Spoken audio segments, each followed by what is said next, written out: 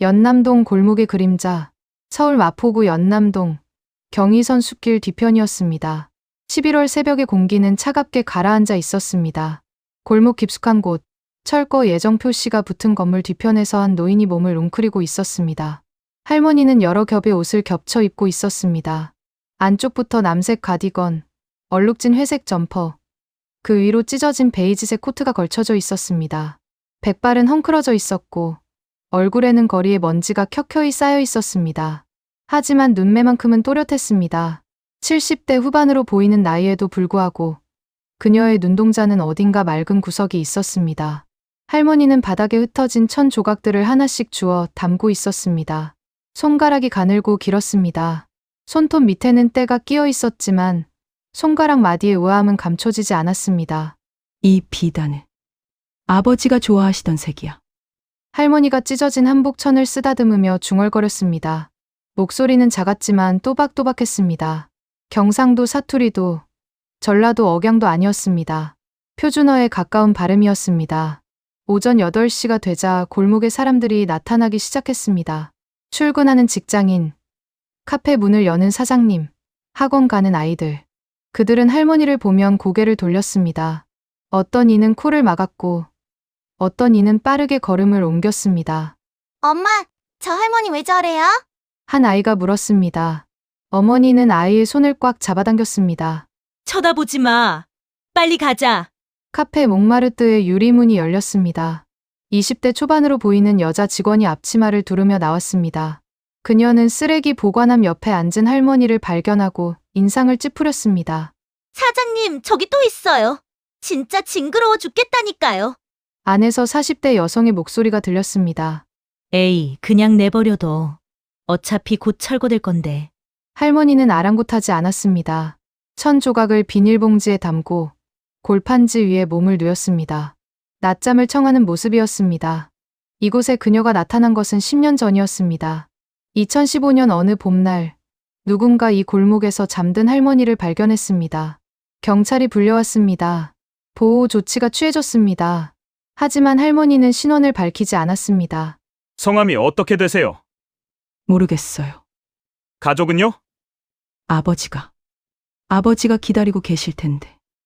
정신이 온전치 않다는 판단이 내려졌습니다. 할머니는 노인보호시설로 이송되었습니다. 하지만 사흘 만에 탈출했습니다. 다시 연남동 골목으로 돌아왔습니다. 같은 일이 4번 반복되었습니다. 결국 동사무소에서는 자발적 노숙으로 분류했습니다. 월 1회 건강 확인만 하기로 했습니다. 할머니는 그렇게 이 골목의 일부가 되었습니다. 풍경처럼, 그림자처럼, 보이지만 보이지 않는 존재로. 박준서가 할머니를 처음 본 것은 2025년 10월이었습니다. 그가 편의점 야간 알바를 시작한 지 한 달쯤 지났을 때였습니다. 새벽 4시, 퇴근길이었습니다. 발걸음이 빨랐습니다. 11월 초의 새벽은 영하로 떨어져 있었습니다. 골목 모퉁이를 돌 때였습니다. 준서는 멈춰 섰습니다. 할머니가 골판지 위에 누워 있었습니다. 몸이 새우처럼 웅크러져 있었습니다. 떨고 있었습니다. 얇은 옷만 걸친 채로 영하의 날씨에 떨고 있었습니다. 준서는 그냥 지나칠 수 없었습니다. 그의 아버지가 돌아가신 것은 5년 전이었습니다. 중학교 2학년 때였습니다. 어머니는 식당 일을 하며 그를 키웠습니다. 어깨가 굽어가는 어머니를 보며 준서는 다짐했습니다. 힘든 사람을 모른 척하지 않겠다고. 그는 편의점으로 돌아갔습니다. 호빵 2개와 따뜻한 우유를 샀습니다. 자신의 알바비에서 3,500원이 나갔습니다. 할머니에게 조심스럽게 다가갔습니다. 할머니. 대답이 없었습니다. 준서는 할머니의 어깨를 가볍게 흔들었습니다. 할머니, 괜찮으세요? 할머니가 천천히 눈을 떴습니다. 흐릿한 눈동자가 준서를 바라봤습니다. 경계하는 눈빛이었습니다. 이거 드세요. 준서가 호빵과 우유를 내밀었습니다. 할머니는 잠시 망설였습니다. 그러다 천천히 손을 내밀었습니다. 손이 떨렸습니다. 추위 때문인지 두려움 때문인지 알 수 없었습니다. 고마워요. 젊은 양반. 할머니의 목소리였습니다. 준서는 놀랐습니다. 거리에서 만난 노숙인들과는 달랐습니다. 발음이 정확했습니다. 문장이 깔끔했습니다. 당신은 착한 사람이에요. 할머니가 호빵을 한 입 베어 물었습니다. 눈물이 흘렀습니다. 음식 때문인지, 따뜻함 때문인지, 아니면 누군가의 관심 때문인지.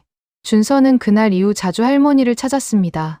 일주일에 서너 번, 퇴근길에 도시락을 사서 들렀습니다. 김밥, 주먹밥, 샌드위치. 할머니는 언제나 고맙다. 고 말했습니다. 어느 날 밤, 할머니가 이상한 말을 했습니다. 나는 집에 가야 해요. 아버지가 기다리고 계실 거예요. 할머니 집이 어디신데요? 동방직물. 내일 이사회가 있어요. 내가 참석해야 하는데. 준서는 고개를 갸웃했습니다. 동방직물? 이사회? 망상일 거라고 생각했습니다. 하지만 며칠 후 더 이상한 일이 벌어졌습니다. 준서가 도시락을 건네는데 할머니가 프랑스어로 중얼거렸습니다. Je dois rentrer. Mon primatin. 준서는 귀를 의심했습니다. 그는 대학 입시를 위해 제2외국어로 프랑스어를 배웠습니다. 완벽하진 않았지만 저 말의 의미는 알았습니다. 나는 돌아가야 해. 아버지가 날 기다리고 계셔. 노숙 생활을 하는 할머니가 프랑스어를? 준서는 할머니의 얼굴을 자세히 들여다봤습니다. 주름지고 더러운 얼굴. 하지만 눈매는 또렷했습니다. 코는 오똑했습니다. 입술선도 뚜렷했습니다. 젊었을 때는 아름다웠을 얼굴이었습니다. 할머니 프랑스 가보신 적 있으세요? 할머니의 눈빛이 흔들렸습니다. 무언가 기억하려는 듯 눈을 감았다 떴습니다. 파리는 봄이 아름다워요. 그녀가 말했습니다. 센 강변을 걸었어요. 누군가와 누구였지? 할머니는 고개를 저었습니다. 기억이 흐릿한 듯했습니다. 준서는 그날 밤잠을 이루지 못했습니다. 뭔가 이상했습니다. 평범한 노숙인이 아니었습니다. 프랑스어, 정제된 말투, 우아한 손동작, 동방직물이라는 단어, 퍼즐 조각들이 흩어져 있었습니다. 아직 맞춰지지 않은 조각들이었습니다. 하지만 준서는 느꼈습니다.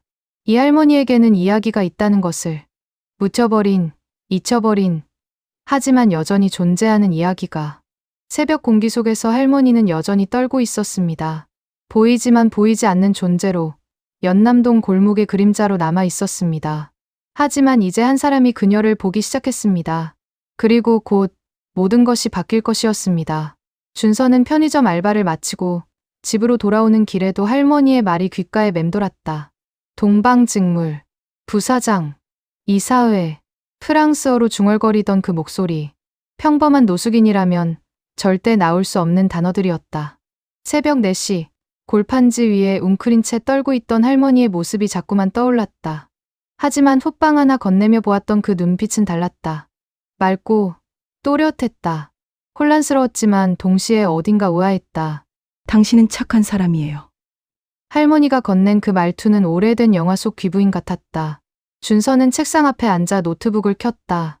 국립중앙도서관 디지털 아카이브. 준서는 검색창에 동방직물을 입력했다. 오래된 신문 기사들이 쏟아져 나왔다.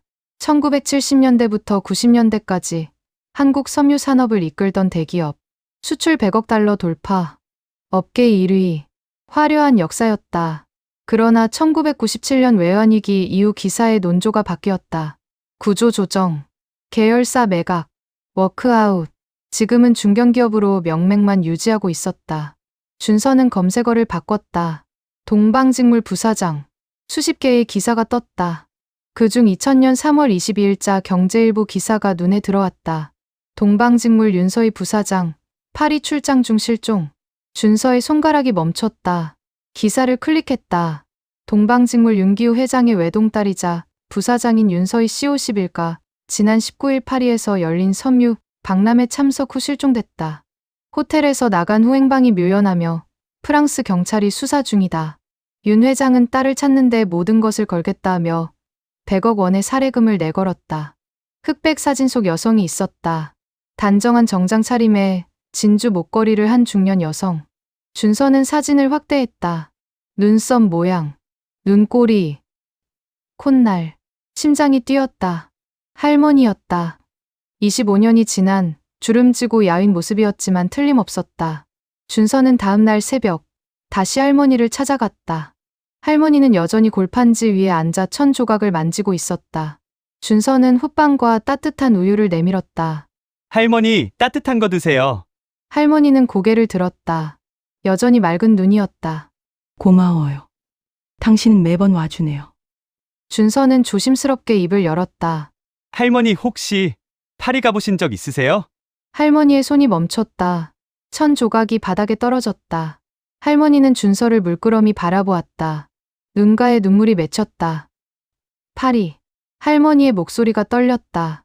샹젤리제 거리. 에펠탑. 센강. 할머니는 눈을 감았다. 눈물이 주름진 볼을 타고 흘러내렸다. 아버지가 파리 출장을 보내주셨어요. 박람회 가야 했어요. 준서의 가슴이 철렁 내려앉았다. 할머니, 혹시 동방직물에서 일하셨어요? 할머니는 고개를 끄덕였다. 천천히, 또렷하게. 네. 아버지의 회사. 나는 거기서 일했어요. 부사장이었어요. 할머니의 손이 떨렸다. 우유팩을 제대로 잡지 못했다. 근데 나는 왜 여기 있는 거죠? 왜 아버지가 안 보이는 거죠? 할머니는 울기 시작했다. 소리 없이, 하지만 온몸으로. 준서는 그날 밤 잠을 이룰 수 없었다. 25년 전 실종된 재벌가 영애가 10년 넘게 연남동 골목에서 노숙인으로 살고 있었다. 믿기지 않았지만 모든 증거가 일치했다. 국립중앙도서관 자료를 더 찾아봤다. 윤서인은 이화여대 불문학과를 졸업하고 파리 소르본 대학에서 석사를 받았다. 프랑스어, 영어, 일본어를 유창하게 구사했다. 할머니가 중얼거리던 프랑스어가 설명됐다. 윤기우 회장은 딸을 찾기 위해 천문학적 비용을 쏟아부었다. 사설 탐정, 국제 수배, 전 세계 수소문. 하지만 아무 소식도 없었다. 5년 후, 윤 회장은 심장마비로 세상을 떠났다. 기사는 딸을 찾지 못한 슬픔이 병을 키웠다고 적었다. 준서는 책상 앞에 앉아 고민했다. 이 사실을 알려야 할까? 동방직물에 연락해야 할까? 하지만 할머니는 기억을 잃었다. 25년 동안 어디서 무엇을 했는지 알 수 없었다. 갑자기 나타나 당신이 윤서희입니다. 라고 하면 할머니는 어떻게 될까? 그러나 가만히 있을 수도 없었다. 할머니에게는 가족이 있을지 모른다. 집이 있을지 모른다. 따뜻한 방과 부드러운 침대가 있을지 모른다. 준서는 결심했다. 며칠 후, 준서는 할머니를 다시 찾아갔다. 이번에는 도시락과 함께 오래된 신문 기사 사진을 출력해 갔다. 2000년 3월 22일자 기사, 윤서희 부사장의 사진. 할머니, 이 사람 누군지 아세요? 할머니는 사진을 받아들었다. 오랫동안 바라보았다. 손이 떨렸다. 이거. 나. 할머니의 목소리가 잠겼다. 이건 내가 맞아요. 아버지가 찍어주신 사진이에요. 회사에서. 할머니는 사진을 가슴에 안았다. 눈물이 멈추지 않았다. 나는 누구예요? 왜 여기 있는 거예요? 준서는 할머니의 손을 잡았다. 할머니, 제가 도와드릴게요. 할머니가 누구인지, 어디서 오셨는지 찾아드릴게요. 할머니는 고개를 끄덕였다. 떨리는 손으로 준서의 손을 꽉 쥐었다. 고마워요. 정말 고마워요. 준서는 집으로 돌아와 동방직물 본사에 이메일을 보냈다. 제목은 간단했다. 25년 전 실종된 윤서희 부사장과 닮은 분을 알고 있습니다. 본문에는 할머니의 사진과 함께 지난 몇 주간 나눈 대화 내용을 정리했다. 동방직물, 부사장, 파리, 프랑스어, 윤기호 회장. 모든 키워드가 일치했다. 이메일을 보내고 나서 준서는 창밖을 바라보았다. 새벽 하늘이 밝아오고 있었다. 할머니는 지금쯤 골판지 위에서 또 하루를 시작하고 있을 것이다. 준서는 생각했다. 만약 정말 윤서희 부사장이 맞다면 할머니의 인생은 완전히 바뀔 것이다. 다시 VIP 병동에 누워 깨끗한 침대에서 잘 수 있을 것이다. 따뜻한 음식과 부드러운 담요를 누릴 수 있을 것이다. 하지만 준서는 불안했다. 세상은 할머니를 어떻게 대할까? 골목 사람들은 어떻게 변할까? 그들이 정말 할머니를 위해 기뻐할까? 아니면 그저 자신들의 이익을 위해 움직일까? 준서는 핸드폰을 꺼내 할머니의 모습을 담은 영상을 확인했다. 지난 6개월간 틈틈이 찍어둔 기록이었다. 부동산 대표가 저리 가! 라며 소리치던 장면. 카페 주인이 화장실 문을 잠그던 장면. 주민들이 미친 할머니 라며 비웃던 장면. 준서는 이 영상을 언젠가 공개할 수도 있다고 생각했다. 세상이 할머니를 어떻게 대했는지, 그리고 할머니가 누구인지 알고 난 후 어떻게 변하는지. 그것이 진짜 이 이야기의 시작일지도 몰랐다. 3일 후, 준서의 핸드폰이 울렸다. 모르는 번호였다. 여보세요. 박준서 씨 맞으십니까? 저는 동방직물기획실장 김민준입니다. 준서의 심장이 뛰었다. 네, 맞습니다. 이메일 잘 받았습니다.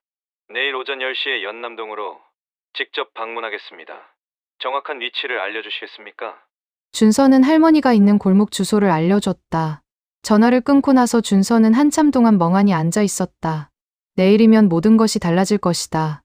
할머니의 인생이, 그리고 이 골목의 풍경이. 준서는 창밖을 바라보았다. 봄바람이 불고 있었다. 할머니에게도 이제 봄이 올까? 아니면 또 다른 겨울이 기다리고 있을까? 그는 알 수 없었다. 다만 한 가지는 확실했다. 자신은 끝까지 할머니 곁에 있을 것이다. 세상이 어떻게 변하든 할머니를 보이지 않는 사람으로 두지 않을 것이다. 준서는 핸드폰을 들고 할머니에게 문자를 보내려다 멈췄다. 할머니는 핸드폰이 없었다. 준서는 자리에서 일어나 외투를 입었다. 지금 당장 할머니를 만나러 가야 했다. 내일 무슨 일이 일어날지 미리 알려드려야 했다.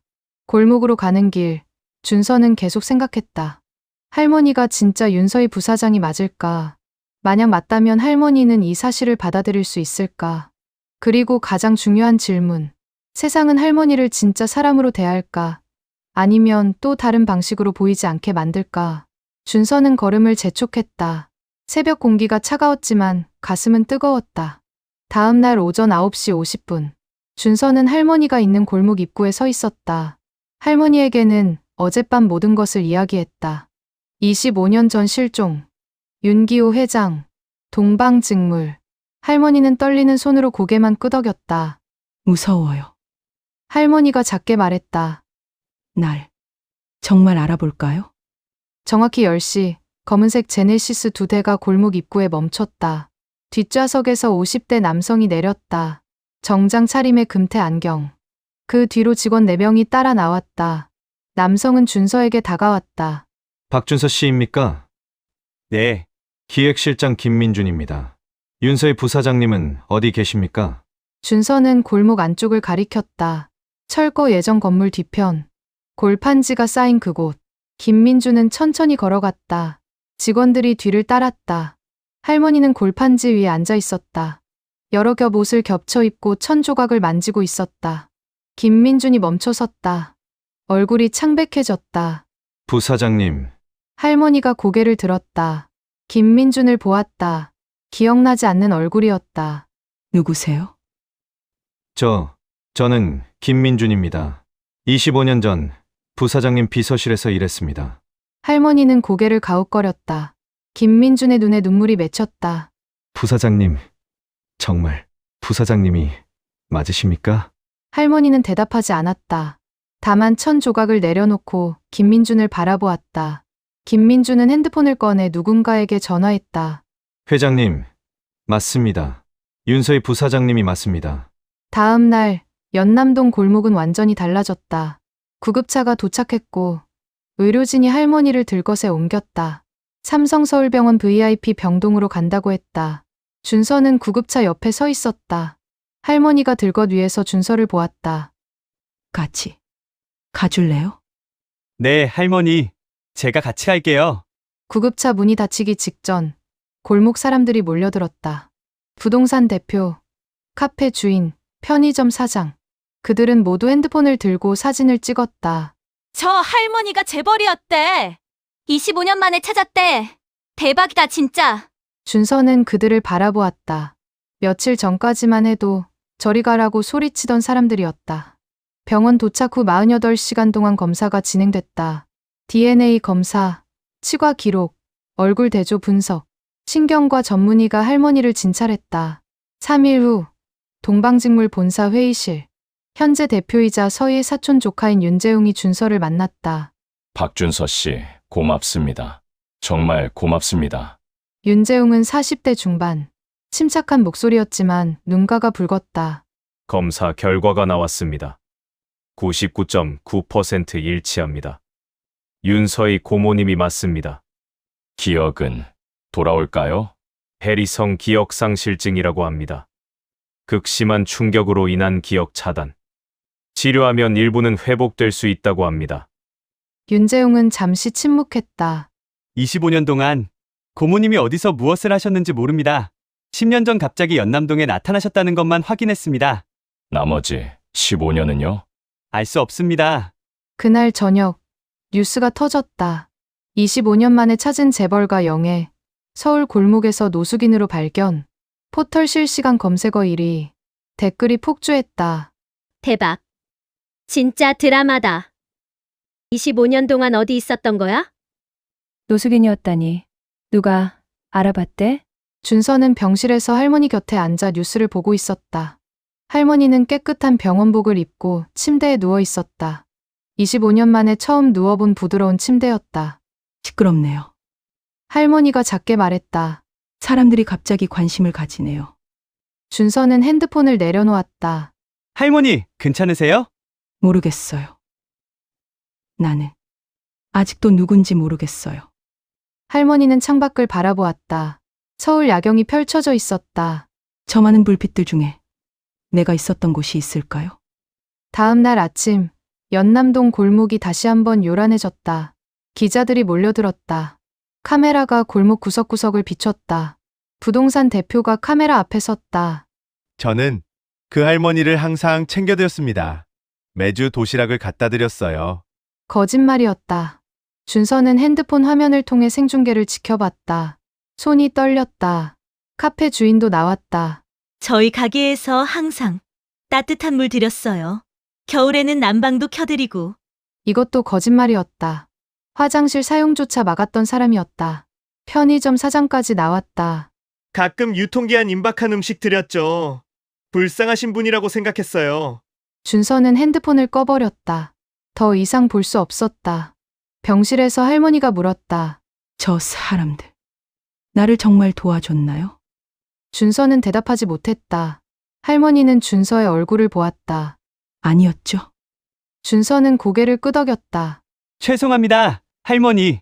왜 사과해요? 당신 잘못이 아닌데. 할머니는 천천히 말했다. 나는 알고 있었어요. 그 사람들이 날 싫어한다는 거. 무서워한다는 거. 할머니의 눈에 눈물이 맺혔다. 근데 지금은 나를 도와준 사람처럼 말하네요. 준서는 주먹을 쥐었다. 할머니가 준서의 손을 잡았다. 괜찮아요. 나는 익숙해요. 사람들이 변하는 거. 그날 오후, 준서는 결심했다.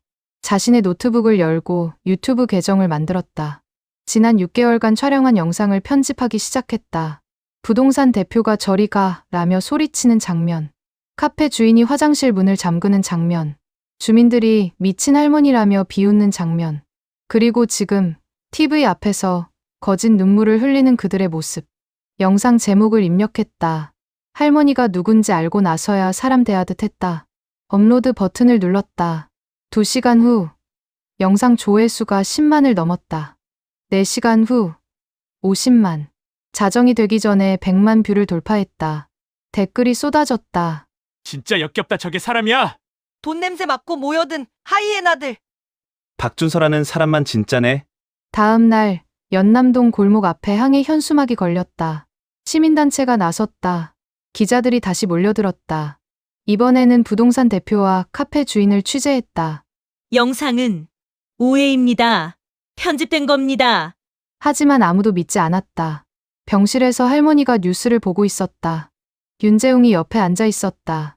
고모님, 이제 집으로 가셔야 합니다. 조용한 곳에서 치료받으셔야 해요. 할머니는 고개를 저었다. 난 아직 갈 곳이 없어요. 고모님 재산도 있고 집도 있습니다. 법적으로 사망 선고를 취소하면 재웅 씨, 할머니가 조카를 바라보았다. 나는 25년 동안 어디 있었는지 몰라요. 무엇을 했는지도 몰라요. 그런 내가 지로 돌아갈 자격이 있을까요? 윤재웅은 대답하지 못했다. 할머니가 창밖을 보았다. 나는 노숙인이었어요. 사람들이 피하는 사람이었어요. 그게 내 정체성이었어요. 고모님, 근데 이제 다들 내가 재벌이었다고 하네요. 25년 전에 할머니는 눈물을 흘렸다. 나는 누구일까요? 윤서희일까요? 아니면 연남동 골목의 할머니일까요? 침묵이 흘렀다. 준서가 병실 문을 열고 들어왔다. 할머니가 고개를 들었다. 준서 씨, 네, 할머니. 제가 뭔가 하나 여쭤봐도 될까요? 뭔데요? 준서는 할머니 옆에 앉았다. 할머니는 뭘 원하세요? 정말로. 할머니는 한참 동안 대답하지 않았다. 그리고 천천히, 조용히 말했다. 나는 보이고 싶어요. 보이고 싶다고요? 네. 사람들에게. 진짜 나로. 할머니는 준서를 보았다. 재벌가 딸이 아니라, 무숙인이 아니라, 그냥 나로. 준서는 고개를 끄덕였다. 할머니는 이미 보이고 있어요. 저한테는요. 할머니가 눈물을 닦았다. 윤재웅도 눈가를 훔쳤다. 준서는 조용히 말했다. 할머니, 제가 도와드릴게요. 할머니가 진짜로 원하는 것을 찾을 수 있게. 어떻게요? 아직은 모르겠어요. 근데 분명 방법이 있을 거예요. 준서는 일어섰다. 할머니, 조금만 기다려주세요. 제가 꼭 찾아올게요. 그날 밤, 준서는 병원 옥상에 올라갔다. 서울 야경이 펼쳐져 있었다. 수많은 불빛들. 그 속에 보이지 않는 사람들이 얼마나 많을까. 할머니처럼 이름을 잃고 정체성을 잃고 존재를 잃은 사람들. 준서는 핸드폰을 꺼냈다. 검색창에 노숙인 자립 지원을 입력했다. 수십 개의 기사와 논문이 떴다. 준서는 하나하나 읽기 시작했다. 새벽 2시가 넘었지만 준서는 멈추지 않았다. 방법은 있을 것이다. 할머니가, 그리고 할머니 같은 사람들이 진짜로 보일 수 있는 방법. 준서는 메모장을 펼쳤다. 무언가를 적기 시작했다. 서희의 집이라는 글자가 첫 줄에 적혔다. 일주일 후, 할머니는 삼성서울병원 VIP 병동에서 천천히 회복하고 있었다. 깨끗한 침대, 따뜻한 음식, 부드러운 담요. 25년 만에 누리는 것들이었다. 하지만 할머니는 여전히 창밖만 바라보았다. 고모님, 식사하셔야죠. 윤재웅이 조심스럽게 말했다. 할머니는 고개를 끄덕였지만 손을 대지 않았다. 입맛이 없어요. 몸이 안 좋으신가요? 아니에요. 그냥. 할머니는 말을 잇지 못했다. 윤재웅은 의자를 당겨 앉았다. 무엇이 불편하세요? 할머니는 한참 동안 침묵했다. 그리고 천천히 말했다. 너무 조용해요. 조용하다고요? 네. 골목에서는 항상 소리가 있었어요. 사람들 발소리, 차 소리, 바람 소리. 할머니의 눈에 눈물이 맺혔다. 여기는 너무 조용하고 깨끗해요. 마치 내가 있으면 안 되는 곳 같아요. 그날 오후, 변호사들이 병실에 모였다. 서류 뭉치를 들고 왔다. 윤서희 부사장님, 법적 절차를 시작해야 합니다. 사망 선고 취소, 주식 소유권 회복, 재산 분할. 할머니는 서류를 보지 않았다. 변호사가 계속 설명했다. 부사장님은 동방직물 지분 18%를 소유하고 계십니다. 현재 시가로 약 340억 원 상당입니다. 340억. 할머니가 중얼거렸다. 내가 골목에 있을 때는 340원도 없었는데. 변호사들이 서로를 바라보았다. 할머니가 손을 저었다. 오늘은 그만하죠. 머리가 아파요. 변호사들이 나간 후 윤재웅이 말했다. 고모님 회사 일은 제가 계속하겠습니다. 고모님은 편히 쉬세요. 할머니가 조카를 바라보았다. 재용 씨는 나를 진심으로 찾아준 거죠. 물론입니다. 회사 때문이 아니라. 윤재웅의 얼굴이 굳었다. 대답이 늦어졌다. 할머니는 작게 웃었다. 괜찮아요. 나도 이해해요. 당신에겐 책임이 있으니까. 고모님. 회사는 당신이 하세요. 나는 조용히 살고 싶어요. 할머니는 창밖을 다시 바라보았다. 다음 날 아침, 준서가 병실을 찾았다. 손에 작은 종이봉투를 들고 있었다. 할머니, 이거 드릴게요. 봉투 안에는 호빵 하나와 작은 우유팩이 있었다. 할머니가 봉투를 받아들었다. 손이 떨렸다. 이건 연남동 편의점에서 샀어요. 할머니가 처음 드셨던 거요. 할머니는 훗빵을 꺼내 한 입 베어 물었다. 눈물이 흘러내렸다. 맛있어요. VIP 병동 음식보다요? 네. 훨씬 맛있어요. 준서는 할머니 옆에 앉았다. 할머니, 제가 찾았어요. 뭐요? 할머니가 할 수 있는 일. 준서는 노트북을 꺼내 화면을 보여줬다. 노숙인 자립지원센터 자료들이었다. 할머니, 이거 보세요. 전국의 노숙인이 1만 명이 넘어요. 근데 제대로 된 자립지원시설은 부족해요. 할머니가 화면을 들여다보았다. 서울에만 3천 명이 넘는데 쉼터는 500명 정도만 수용할 수 있대요. 그럼 나머지 사람들은 거리에서 자요. 할머니처럼. 할머니는 화면을 보며 눈물을 닦았다. 준서 씨, 나한테 뭘 하라는 거예요? 센터를 만들어주세요. 할머니 이름으로. 할머니가 준서를 바라보았다. 내가 그런 걸 할 수 있을까요? 할 수 있어요. 할머니가 겪었으니까요. 그날 저녁, 할머니는 윤재웅을 불렀다. 재웅 씨, 부탁이 있어요. 말씀하세요, 고모님. 내 재산으로 센터를 만들고 싶어요. 노숙인 자립지원센터. 윤재웅이 놀란 표정을 지었다. 센터요? 네. 연남동 골목에. 내가 있던 그곳에. 고모님, 그건 안 되나요? 윤재웅은 잠시 고민했다. 그리고 고개를 끄덕였다. 할 수 있습니다. 제가 도와드리겠습니다. 할머니가 처음으로 웃었다. 진짜 웃음이었다. 2주 후, 할머니는 퇴원했다. 하지만 고급 아파트로 가지 않았다. 연남동 작은 오피스텔로 갔다. 골목이 보이는 곳이었다. 준서가 짐을 날랐다. 할머니는 창가에 서서 골목을 내려다보았다. 여기가 좋아요. 정말요? 네. 내가 있던 곳이 보여요. 할머니는 골판지가 쌓여있던 자리를 가리켰다. 저기서 당신을 처음 만났죠. 네, 할머니. 그때 당신은 나한테 호빵을 줬어요. 따뜻한 우유도. 할머니가 준서를 돌아보았다. 그게 시작이었어요. 내가 다시 사람이 되는. 준서는 고개를 숙였다. 할머니가 준서의 손을 잡았다. 고마워요. 정말 고마워요.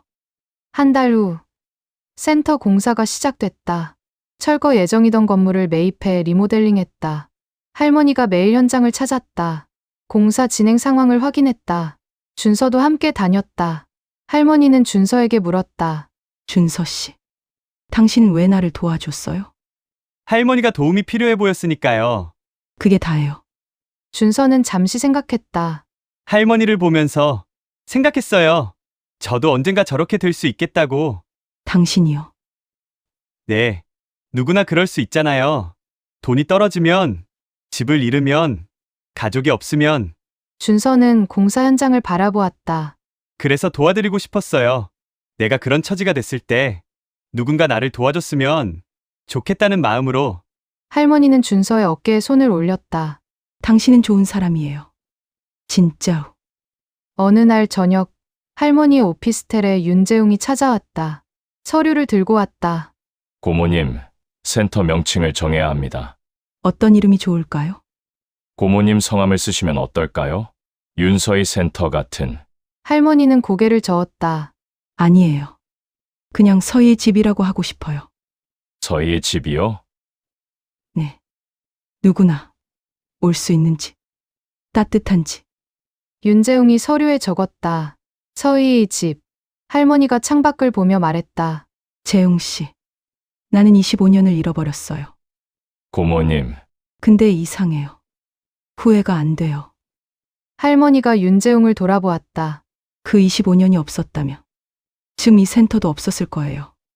준서 씨도 못 만났을 거고. 할머니는 미소 지었다. 잃어버린 것보다 얻은 게 더 많은 것 같아요. 윤재웅의 눈에 눈물이 맺혔다. 할머니가 조카의 손을 잡았다. 고마워요. 재웅 씨. 나를 찾아줘서. 그리고 이 일을 도와줘서. 저야말로 고맙습니다. 고모님. 며칠 후, 준서가 할머니에게 편지 한 통을 건넸다. 할머니, 이거 읽어보세요. 할머니는 봉투를 뜯었다. 대학 합격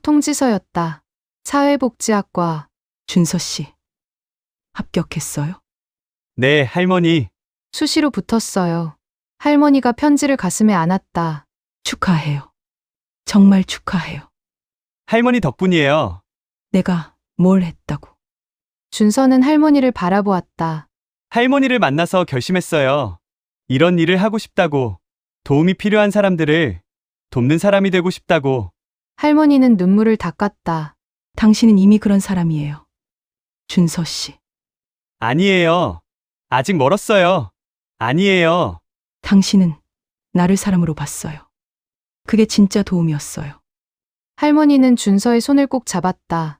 나의 작은 영우. 그날 밤, 할머니는 오피스텔 창가에 앉아 골목을 내려다보았다. 공사 현장에 불이 켜져 있었다. 서희의 집 간판이 올라가고 있었다. 할머니는 눈을 감았다. 파리의 기억은 여전히 희미했다. 25년 전 그날 밤 무슨 일이 있었는지, 15년 동안 어디에 있었는지 알 수 없었다. 하지만 괜찮았다. 과거보다 현재가 더 선명했다. 잃어버린 것보다 되찾은 것이 더 소중했다. 할머니는 핸드폰을 꺼내 준서에게 문자를 보냈다. 고마워요. 준서 씨. 당신이 나를 찾아줘서. 그리고 내가 할 수 있는 일을 알려줘서. 잠시 후 답장이 왔다. 할머니가 저를 찾아준 거예요. 제가 뭘 해야 하는지. 할머니는 미소 지었다. 창밖으로 봄바람이 불어왔다. 새로운 시작이 기다리고 있었다. 3개월 후, 연남동 골목에 봄이 왔다. 벚꽃이 피고 따뜻한 바람이 불었다. 그리고 서희의 집이 문을 열었다. 개소식 날 아침, 할머니는 오피스텔에서 센터를 내려다보았다. 리본이 걸린 입구, 모여든 사람들, 카메라들. 준서가 문을 두드렸다. 할머니 준비됐어요? 잠깐만요. 할머니는 거울을 보았다. 단정한 옷차림, 깨끗이 빗은 머리. 25년 전의 모습은 아니었지만 당당했다. 이제 갈게요. 센터 앞에 사람들이 모여 있었다. 기자들, 시민단체, 동네 주민들. 윤재웅이 할머니를 맞았다. 고모님, 이쪽으로 오세요. 할머니와 윤재웅, 그리고 준서가 나란히 섰다. 큰 빨간 리본이 입구를 가로지르고 있었다. 사회자가 마이크를 들었다. 이제 개소식을 시작하겠습니다. 먼저 윤서희 대표님께서 인사 말씀 주시겠습니다. 할머니가 앞으로 나섰다. 마이크를 잡았다. 손이 떨렸다. 하지만 목소리는 또렷했다. 안녕하세요. 윤서희입니다. 사람들이 박수를 쳤다. 할머니는 잠시 숨을 고르고 말을 이었다. 저는 25년 동안 기억을 잃고 살았습니다. 그중 10년은 이 골목에서 노숙인으로 살았습니다. 카메라 플래시가 터졌다. 할머니는 골목을 돌아보았다. 그때 저는 아무것도 아니었습니다. 이름도, 집, 가족도 없었습니다. 할머니의 목소리가 떨렸다. 사람들은 저를 피했습니다. 무서워했습니다. 저는 보이지 않는 사람이었습니다. 침묵이 흘렀다. 할머니가 준서를 바라보았다. 하지만 한 사람이 저를 봤습니다. 제가 누군지 모를 때, 제가 아무것도 아닐 때. 준서가 고개를 숙였다. 할머니는 미소 지었다. 그 사람이 저한테 가르쳐 줬습니다. 사람의 가치는 그가 가진 것이 아니라 존재 자체에 있다고. 할머니는 사람들을 둘러보았다. 저는 재벌가 딸일 때나 노숙인일 때나 똑같은 사람이었습니다. 윤서희였습니다. 박수가 터져 나왔다. 할머니는 눈물을 닦았다. 이제 저는 보이지 않던 사람들을 보이게 만들고 싶습니다. 이 센터가 그 시작입니다. 할머니는 마이크를 내려놓았다. 사람들이 일어나 박수를 보냈다. 준서는 뒷자리에서 조용히 박수를 쳤다. 개소식이 끝나고 할머니는 센터 안을 둘러보았다. 깨끗한 침대가 20개 놓여 있었다. 샤워실, 세탁실, 식당, 그리고 상담실. 한 남성이 다가왔다. 60대 정도. 낡은 옷을 입고 있었다. 여기 정말 누구나 올 수 있나요? 할머니가 고개를 끄덕였다. 네. 누구나 오실 수 있어요. 돈은요? 필요 없어요. 그냥 오세요. 남성의 눈에 눈물이 맺혔다. 감사합니다. 정말 감사합니다. 할머니는 남성의 손을 잡았다. 괜찮아요. 저도 당신 같았어요. 그날 저녁, 할머니와 준서는 센터 옥상에 올라갔다. 연남동 골목이 한눈에 보였다. 석양이 지고 있었다. 할머니 어때요? 기분이 좋아요. 정말 좋아요. 할머니는 골목을 내려다보았다. 골판지가 쌓여있던 자리가 보였다. 저기서 모든 게 시작됐어요. 네. 준서 씨가 호빵을 줬을 때 저는 몇 년 만에 처음으로 따뜻함을 느꼈어요. 할머니가 준서를 돌아보았다. 음식의 따뜻함이 아니라 마음의 따뜻함을요. 준서는 대답하지 못했다. 할머니가 계속 말했다. 그게 저를 살렸어요. 사람으로 돌아오게 했어요. 저는 그냥 당연한 걸 한 거예요. 아니에요. 당연하지 않아요. 할머니는 고개를 저었다. 많은 사람들이 지나갔어요. 하지만 멈춰서 사람은 당신뿐이었어요. 할머니가 준서의 손을 잡았다. 고마워요. 준서 씨. 나를 사람으로 봐줘서. 준서의 눈에 눈물이 맺혔다. 한 달 후, 준서는 대학 입학을 앞두고 있었다. 마지막 편의점 알바를 마치는 날, 할머니가 찾아왔다. 할머니, 왜 이 시간에? 작별 인사하러 왔어요. 작별이요? 저 학교 가도 자주 올 거예요. 할머니는 미소 지었다. 알아요. 그래도 하고 싶어요.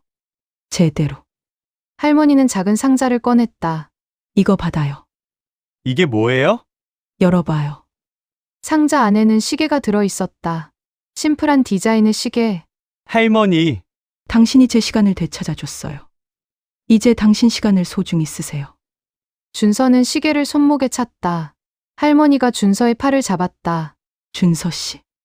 당신은 이미 훌륭한 사람이에요. 학교에서 배운 것도 중요하지만 당신이 가진 마음은 더 중요해요. 할머니. 그 마음 잃지 마세요.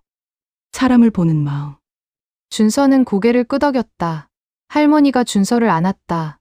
내 작은 영우. 고마워요. 그날 밤, 할머니는 센터에 남았다. 입소자들과 함께 저녁을 먹었다. 20명의 사람들, 모두 각자의 이야기를 가진 사람들. 한 할아버지가 물었다.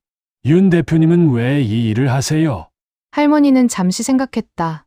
제가 여기 있었으니까요. 여기요? 네.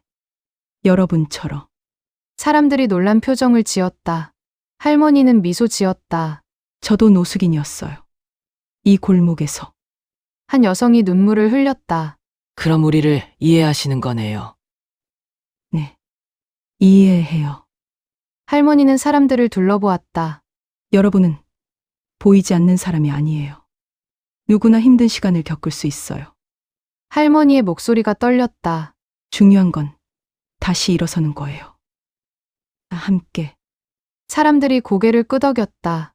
식당에 따뜻한 침묵이 흘렀다. 몇 주 후, 할머니는 파리에서 온 편지를 받았다.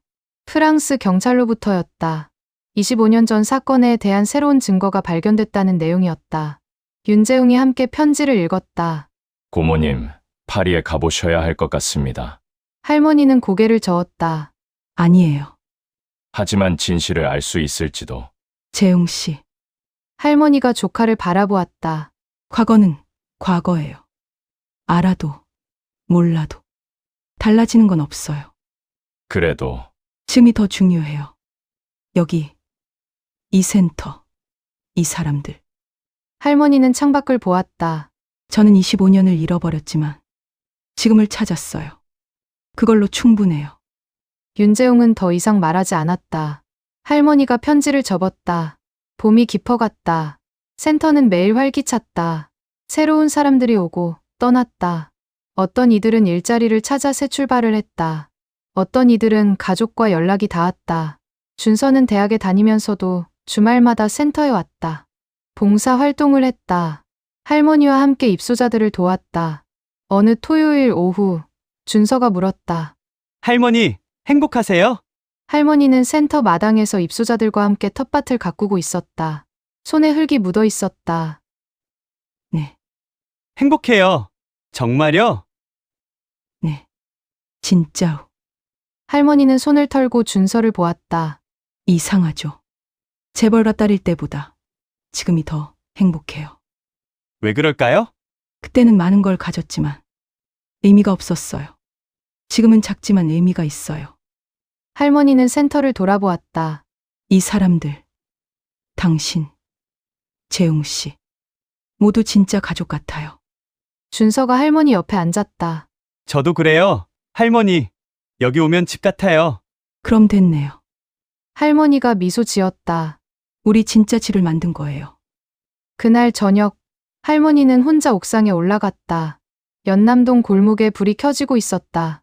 센터 1층 식당에서는 사람들이 웃으며 저녁을 먹고 있었다. 할머니는 하늘을 올려다보았다. 별이 보였다. 파리에서의 기억은 여전히 불완전했다. 25년 전 그날 밤 무슨 일이 있었는지, 15년 동안 어디에 있었는지 여전히 알 수 없었다. 하지만 괜찮았다. 과거보다 현재가 더 선명했다. 잃어버린 것보다 되찾은 것이 더 많았다. 할머니는 눈을 감았다. 봄바람이 불었다. 화려한 저택이 아니었다. VIP 병동도 아니었다. 하지만 할머니는 집에 돌아왔다. 따뜻한 마음들이 모인 진짜 집으로. 할머니는 더 이상 보이지 않는 사람이 아니었다. 그리고 다른 보이지 않는 사람들을 볼 수 있는 사람이 되었다. 그것이 할머니가 25년 만에 찾은 진짜 의미였다. 할머니는 옥상 난간에 기대어 골목을 내려다보았다. 아래에서 준서가 입소자들과 함께 웃고 있었다. 할머니는 작게 중얼거렸다. 고마워요, 모두. 봄바람이 할머니의 말을 데려갔다. 연남동 골목 위로, 따뜻한 밤 속으로. 새로운 시작이었다.